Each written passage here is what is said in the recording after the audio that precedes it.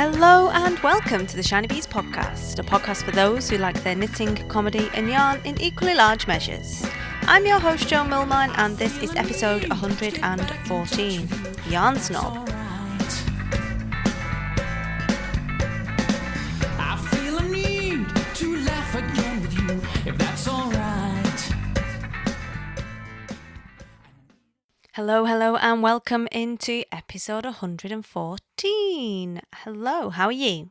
I hope you're well since last time I spoke to you on the show where we did a nice little wrap up of Wool in Dublin, which was a wonderful weekend out. I hope you enjoyed that. Again, something quite different to what we normally have on the podcast, and from what I hear, you seem to like it. So we'll see if we can do a little bit more of that and see if I can play around with the audio and things to make sure the levels are all good and get you some more on location type recording. So if you are a new listener and you are joining me today for the first time, hiya, you're all right. I am Jo and I am your friendly knitting northerner and podcaster welcome you into the show. And if you are back again with me for the 114th time, bless you. I love you all. Thank you so much for joining me again. I've had plenty of reviews in for the podcast on iTunes over the last sort of 6 weeks ago. So thank you so much for all of you that have taken the time to do that. I really super appreciate it. And you've been so kind to me. Bless you. You've been so kind. So I have a little giveaway ongoing for that. And I will be drawing the names for that this weekend and putting them into the Facebook group, which is at facebook.com/group/shinybees podcast community. You can find a link to that as well at shinybees.com/community if you can't remember that. But if you go into Facebook and if you search for Shiny Bees Podcast Community, you will find it. And I will put the names in there because obviously everyone's got like kind of nicknames and they're not necessarily Ravelry names either. So I'm not really sure for the most part who is who. So anyone want an ice cream? It's always the way when you record a podcast, like someone will turn up with a dog or a lawnmower or an ice cream van. They don't come any other day. Not seen them for weeks. Anyway, so that'll be over in the Facebook group, and so I can put your kind of names in there, and you can find out who's won. I can post all of the goodies out to various people. In terms of news, then, before we get into the topic of today, even though I don't really like Instagram that much, don't know if you've noticed, like I'm not really on there so much. I'll come and chimp up to all of you when you're posting stuff, but I don't tend to post on there an awful lot.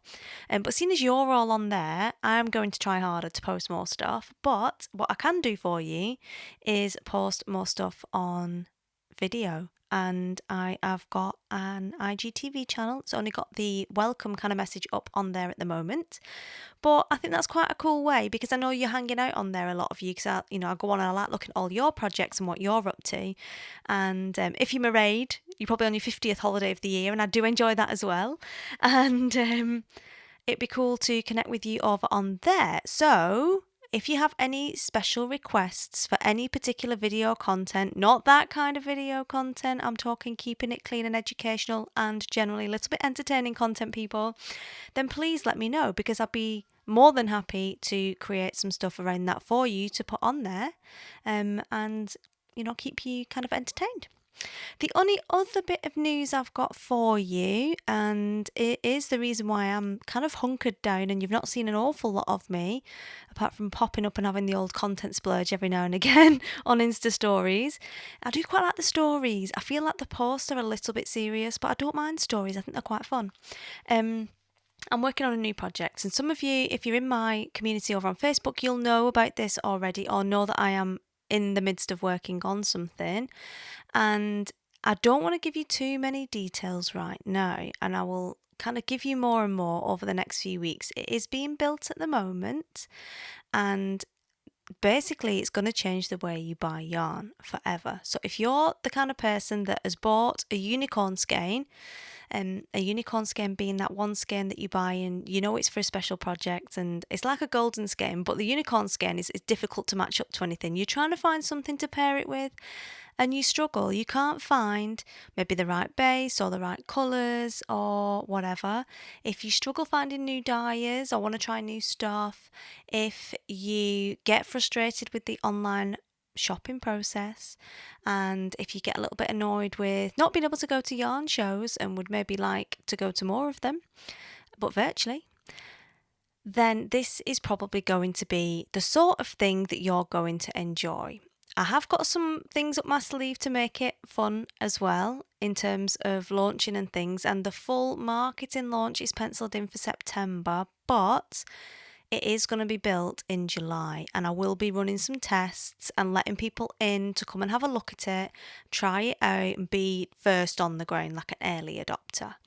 So if that is you, if that sounds like the kind of thing you would be interested in, then I need you to come and join the VIP list, basically. And you will find that at shinybees.com/VIP.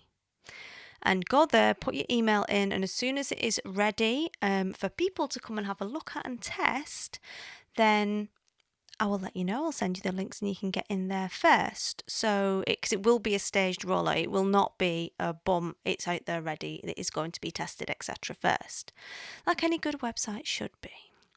So it's something that I've had in the back of my mind since before the golden skein. This was the precursor to the golden skein, and it was very difficult for me to build this particular thing at that time because of technological problems. Basically, it was going to be a full custom code job and very, very expensive to do in a massive undertaking. But nowadays, there's stuff off the shelf that I can use to test it, and that's now what I am doing. I'm very, very excited about it. So, shinybees.com/VIP. You're all VIPs to me, obviously, but if you want to know about that first and be involved in testing that and getting in there and knowing what's going on first, because we all love that, don't we? Then that's where you need to go. shinybees.com/VIP. I'll put a link to that in the show notes as well. So today then, the topic of the show, I was going to put an interview out today, I'll be honest with you. I had an interview in mind, and I can't get my interviews out of my iCloud at the moment. It just seems to be a little bit dead, which I'm taking as the universe signalling to me that it would like me to talk about something myself today. So I am doing that for you, and today I want to talk about yarn snobbery. What is it? And are you one? So, without further ado, we shall crack into the show.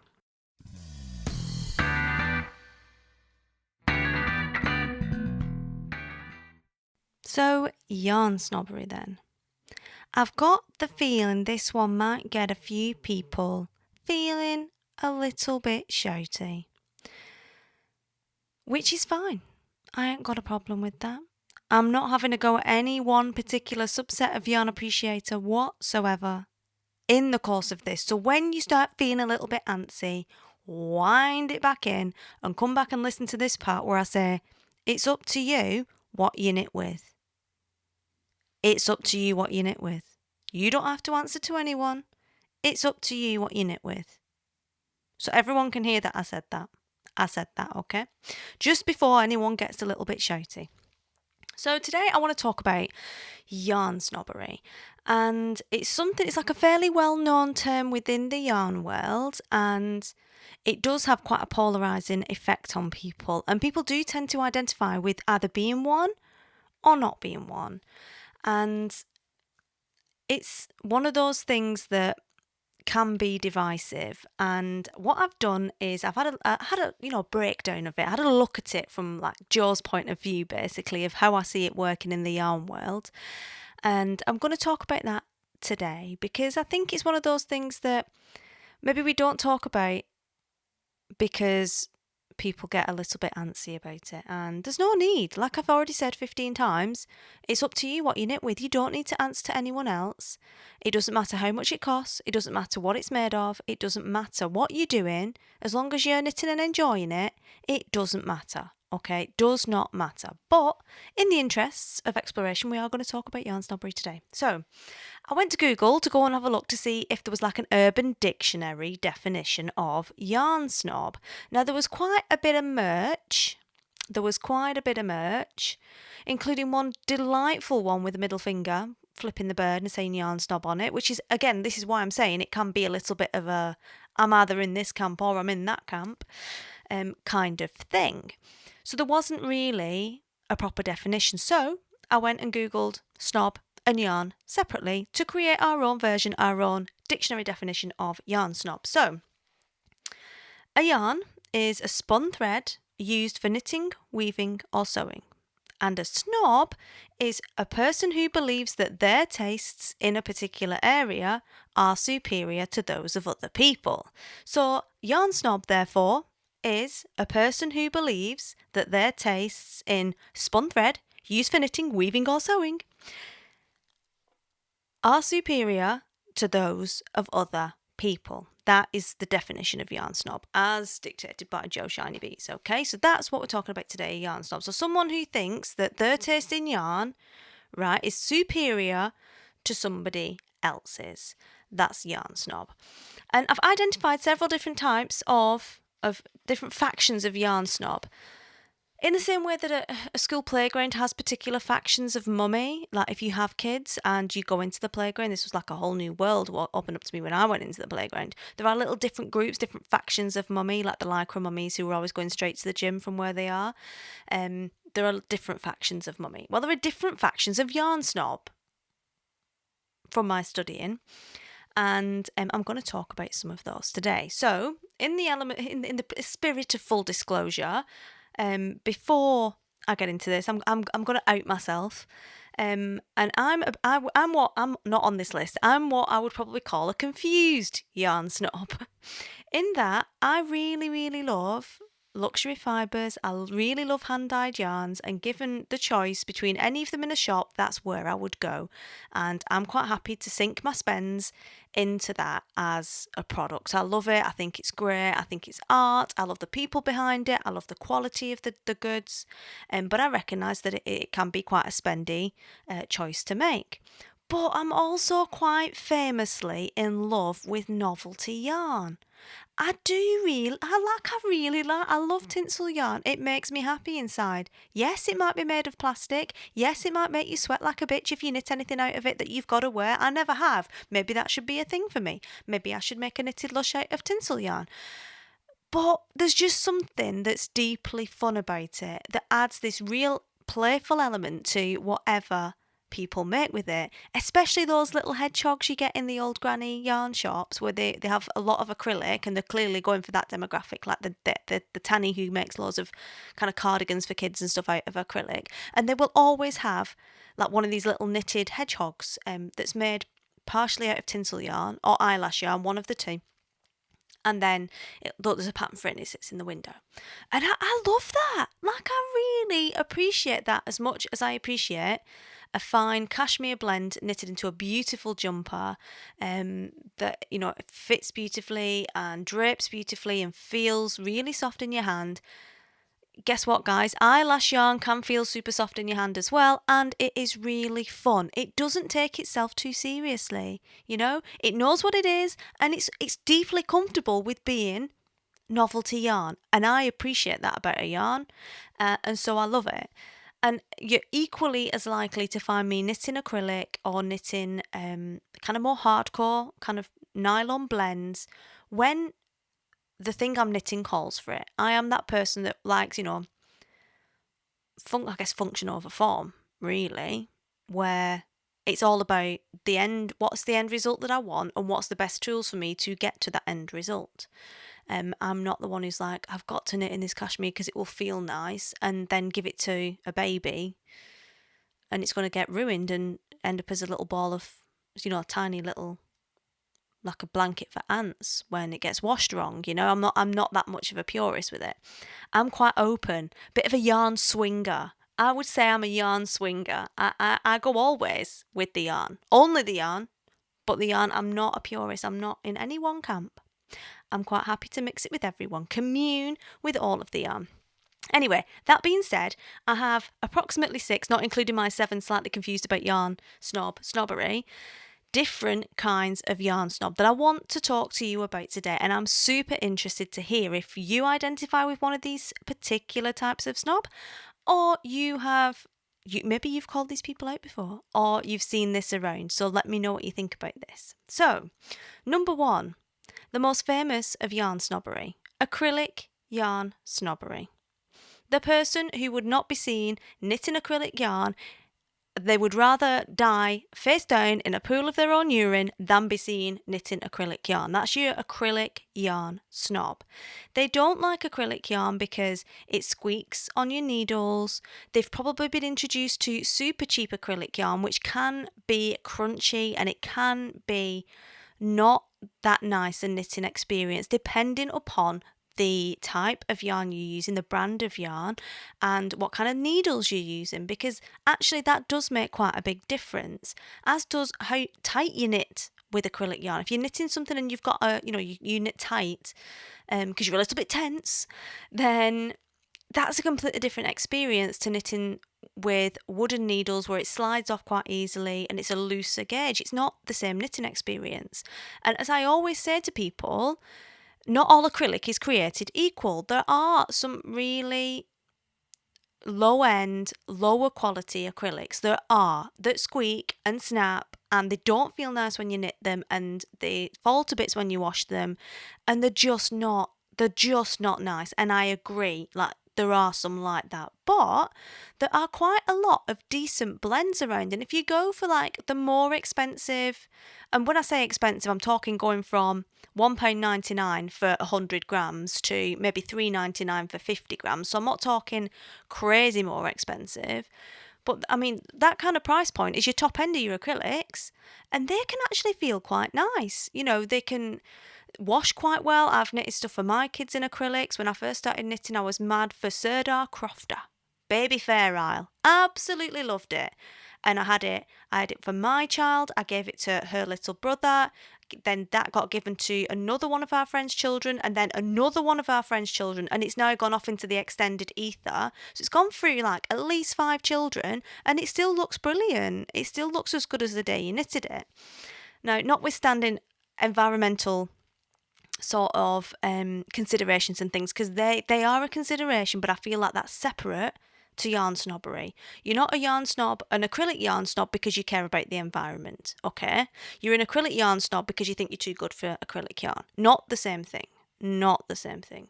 An ethical choice about environmental issues is not the same as being snobby about acrylic yarn. I think we can agree with that. So that's your classic acrylic yarn snobbery. Your next one, I'm definitely not guilty of this, is novelty yarn snobbery. So you might be a person who's okay with acrylic yarns. You might be like, you know what, the Sirdars of the world, they're doing some great acrylic yarns. I can't fault the guys, you know, it's good. I like it. I knit it for people who've not a clue how to wash knitwear, which is most people, including my mother. Okay, so I can knit something for them and it feels quite nice. And, you know, they can't cock it up, basically. They can't cock it up. But then you have the novelty yarn snobs, okay? They don't like pom-pom yarn. Pom-pom yarn is awesome. It's so much fun. They don't like eyelash yarn, which I'm a fully paid member of the Eyelash Yarn Appreciation Society. They don't like eyelash yarn. They don't like funfair. And I can kind of see why, because that is quite hard to knit. Like, especially if you want to try and frog that bad boy. Oh my word, that is painful. Right? They don't like tinsel yarn. They don't want to know about any of these, you know, like with little tags on, like boucle style yarns. They don't want to know about the novelty yarn. Tinsel yarn, people, tinsel yarn has feelings too, okay? It has feelings. And it's just there, it's being unashamedly Christmas, you know, it's putting it all out there, it's shining, it's sparkling, it's like, look guys, it's nearly Christmas, let's all be happy. And there are people who are just like, OMG, I would never knit with that. And that makes me sad. That does make me sad. So that's novelty yarn snobbery, okay? Number 3, one of my favourites is the commercial versus indie yarn snobbery, also known as what I call that the hand-dyed snobbery. And this is a bit of a kind of, because of the different terms that people use for different things, this was quite a kind of hard one to nail down.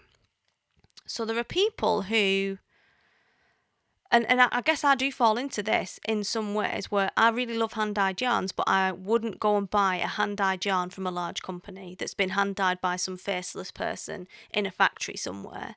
Because when I buy hand-dyed yarn, at least, I buy a bit of that person. It's art, it's something someone's made. They've had their hands on it. I know them. I know about them. I'm probably friends with them. Like, I buy a bit of them. And when you buy hand-dyed yarn that's done in big cooperatives, you don't necessarily get that. Or in big factories. I find cooperatives are a little bit different because that still feels a little bit like you can grab a bit of that person with the hand-dyed. But generally, I do personally distinguish between those types of enterprise, and it's difficult because where's the line? Where's the line when someone is an indie dyer versus a more commercial enterprise? I mean, they're both commercial. Don't get me wrong, but there's a different feeling to indie to something that is a big place with a factory and everything like that. There's a different feeling, but I'm not sure of the right word for that. Anyway, basically, your hand-dyed snob, let's just call them hand-dyed in general, snob, believes that all kind of commercially mass-produced yarns are bad. Anything dyed by a machine is bad. It's rubbish and they don't want to knit with it. They only want to knit with the finest hand-dyed yarns that are dyed by certain dyers, and they won't knit with anything else. And hand-dyed yarn definitely has its place, and I do love it. You know, I'm a massive fan of it. But it's not. It does have its problems, like sock yarn, for instance. When it's hand dyed, it does fade quicker. It fades quicker. If you had a pair of socks made out of Regia or Opal, like classic commercially, mass produced, dyed by machines, they spray the yarn on by machine, right? That is bloody indestructible. It's made out of the same stuff, it'll be a 75% wool, 25% nylon. You could get that from a hand dyer. But the hand dye one will fade. It will always fade quicker. It will fade quicker. That's just how it is. It's the nature of the beast. So it's not always about, oh well, this is hand dyed and therefore it is better, because in some situations it's not better. And actually, why are you buying the hand dyed in the first place? Is it for the connection to the person, or is it so you can say, well, I only buy hand dyed yarn? Because that would be quite snobby, obviously. And like I said, sometimes your mass produced yarn is better for the job that you are using it for.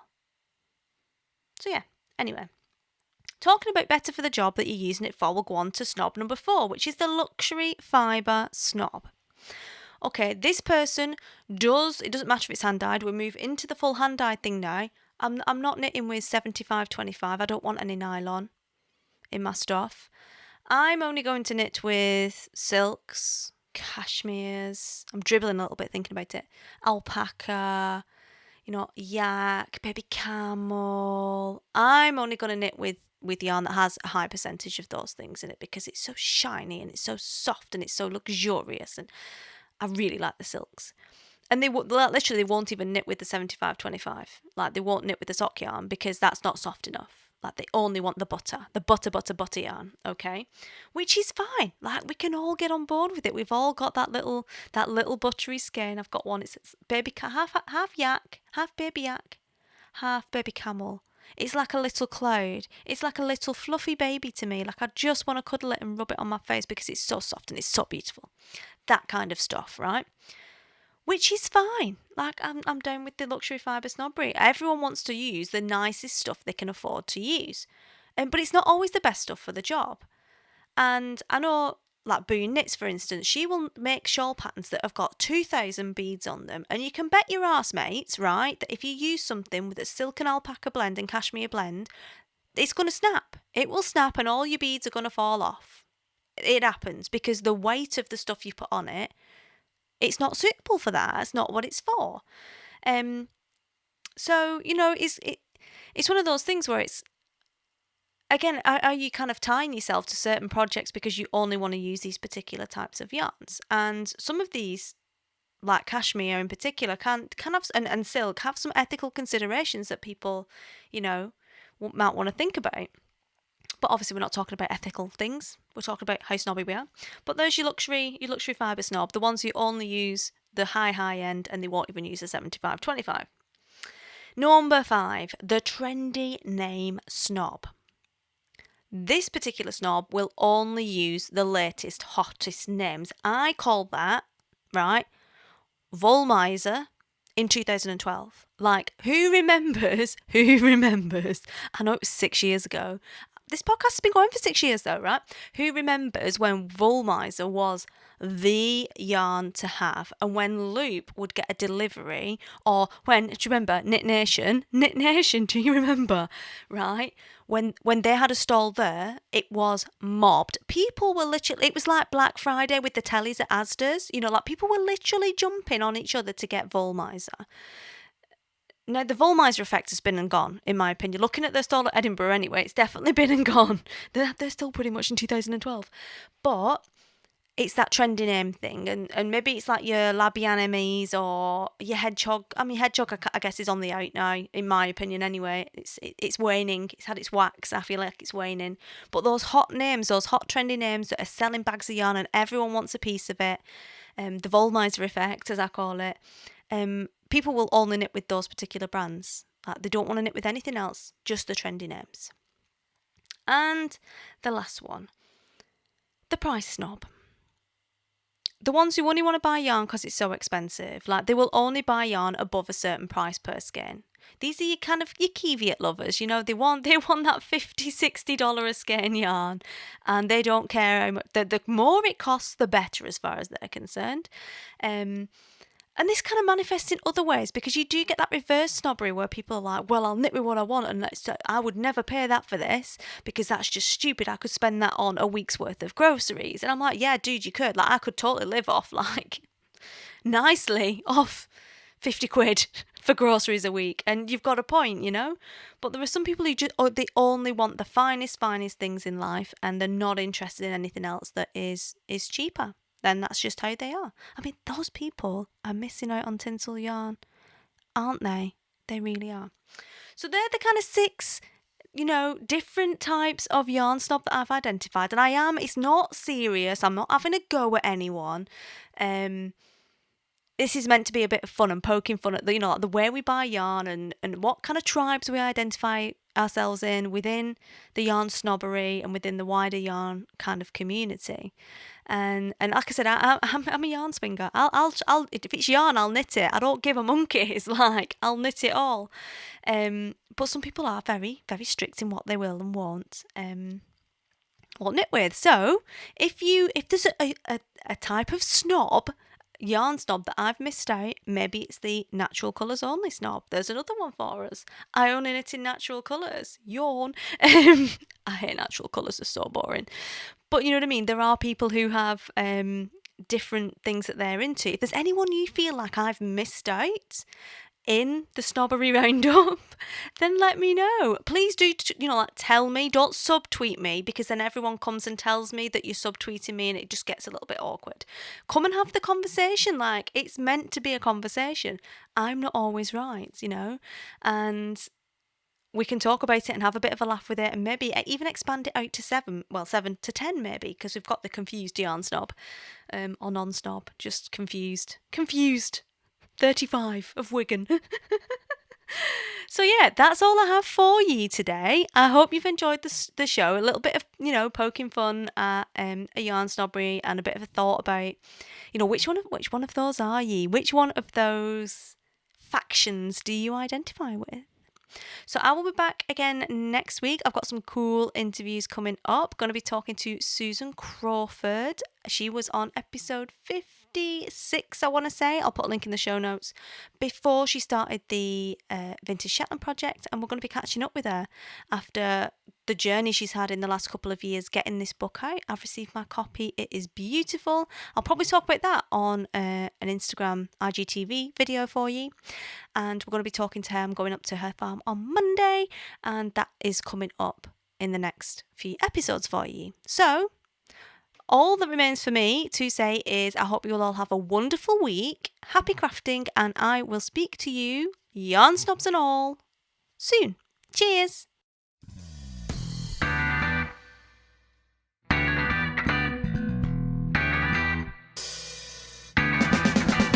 You've been listening to the Shiny Bees podcast. Show notes for this episode are over at shinybees.com/114. And if you want to join our merry band of knitters over in the community, we are on Facebook at Shiny Bees Podcast Community.